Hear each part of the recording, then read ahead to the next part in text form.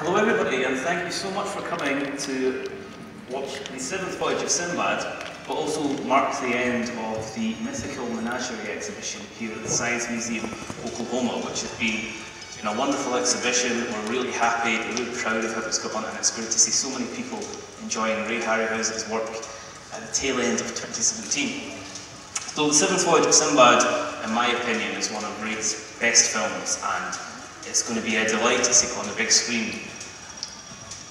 So I'm sure most of you know already a little bit about Ray Harryhausen, and I hope that you've all had a chance to see the exhibition upstairs. But for anybody who needs a recap, Ray Harryhausen was one of the most influential filmmakers of the 20th century.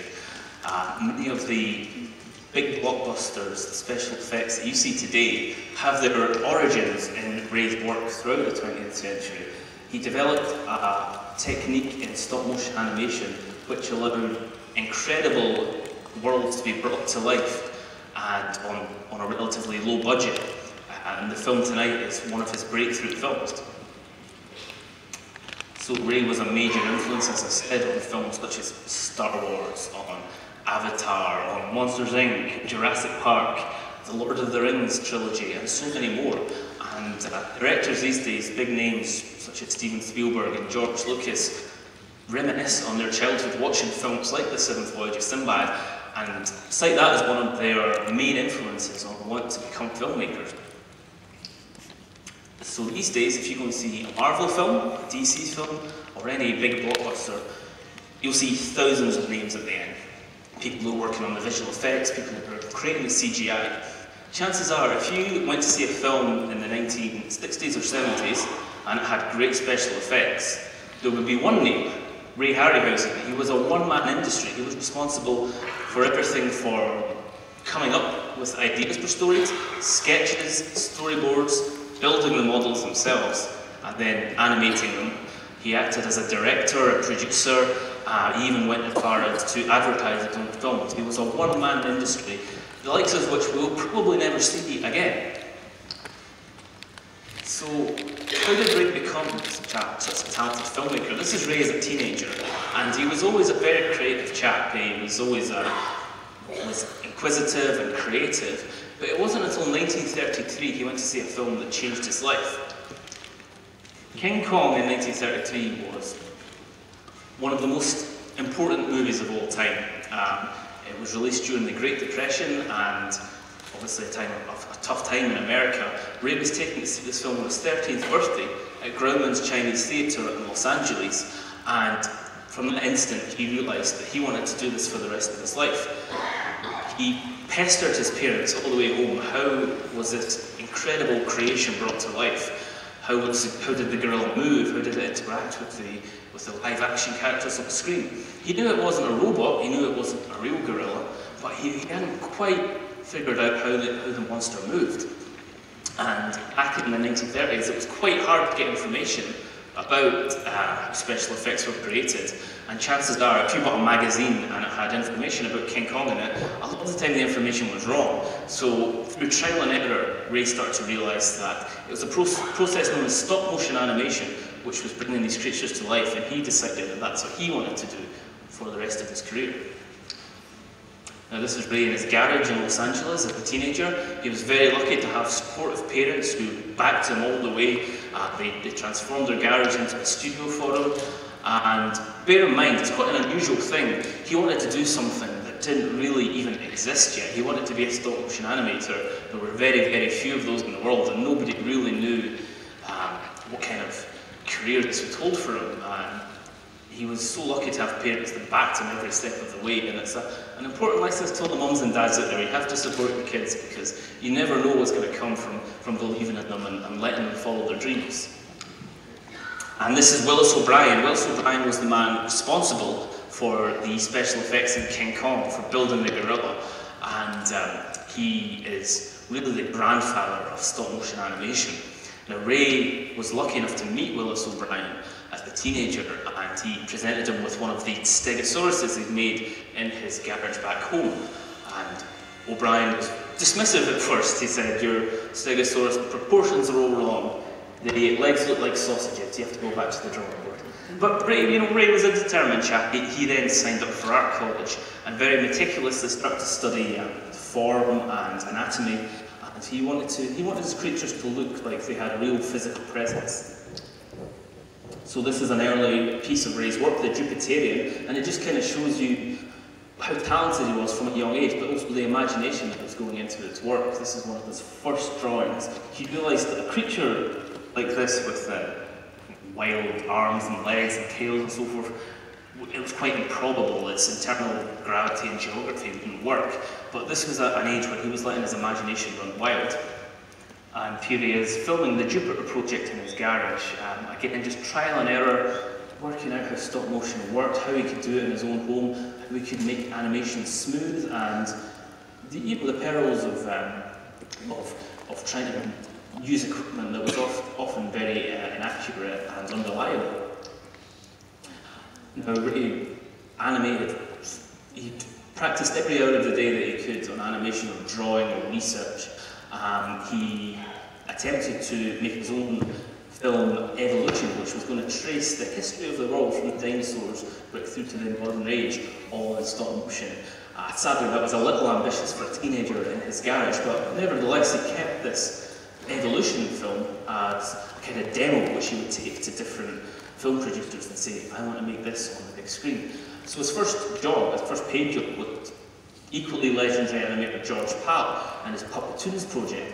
Now, Puppetoons was animation, but it was a different kind of animation. It was replacement. He would be replacing the models, and each model was built beforehand, so all Ray would really be doing was replacing the head or replacing the arm. There wasn't really any creativity involved. So what he found it a very difficult way of expressing himself. It taught him the art of patience, 8 hours a day replacing these heads with things. It was, I think, a good skill which would do him well later in life. Ray served in the army during the Second World War. He was initially a sniper, actually, but he was drafted into Frank Capra's film unit and worked on kind of propaganda films, and he was keen on developing stop motion as a way of producing educational videos. This drawing here of the character Snafu with Santa Claus, since we're in December now, I thought that was a nice image to include. This was a drawing by Ray for the Army's magazine. We move on to the fairy tales, which Ray described as teething rings, and by this point he was actually a very accomplished animator, and he created a series of short films based on fairy tales, based on the Mother Goose stories. And watching those films now, they have a timeless quality about them, and this was Ray working on his own for the first time, just developing techniques, working out things that worked, light balance, and how to integrate characters, how to blend one scene into another. And they're still shown in schools to this day, I believe, and a very important early part of Ray's career. Now, Mighty Joe Young was Ray's first movie. He worked as first assistant to his hero and mentor, Willis O'Brien. Mighty Joe Young was a big film. It was a big Hollywood film. It had a large cost, a large production cost, and it had a lot of big stars in it. But the star of the show was the animated gorilla Joe Young. And because the film had so many complicated setups, Willis O'Brien was largely distracted with the technical side of things, setting up glass paintings, working out scenes, cameras and so forth. So the animation was actually largely left to Ray, and he did about 90% of that film's animation. It went on to win an Oscar for Best Special Effects, so a good start for a young animator. He was only in his 20s still at this time, a young animator, and Mighty Joe Young was such an important start for him. However, things wouldn't be easy for him. Although Mighty Joe Young was a success and won its Oscar, it didn't make a lot of money, and studios were concerned that stop-motion animation was timely and costly. I mean, Mighty Joe Young took the best part of 6 years to complete overall.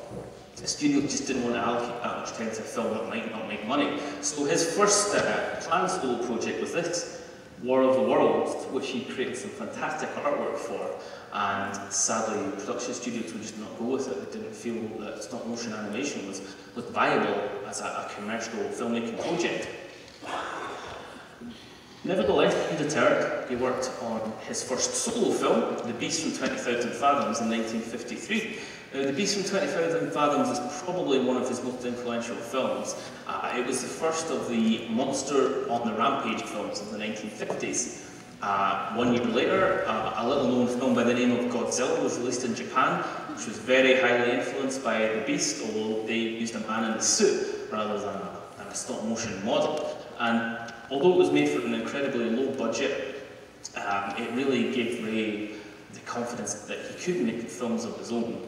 And the fact that he was making films for very little money, which would then go on to be a success, was starting to build up a reputation in the eyes of film producers that they maybe could take a gamble on this young animator who was determined to make stop-motion films.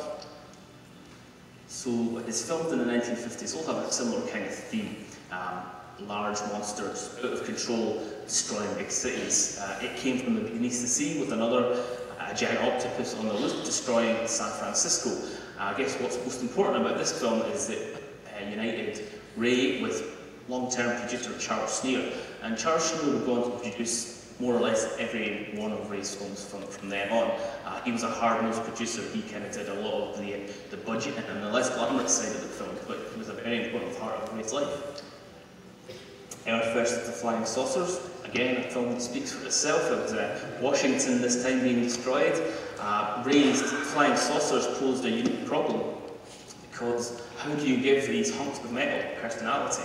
And unbelievably, he was able to create probably the definitive flying saucer film.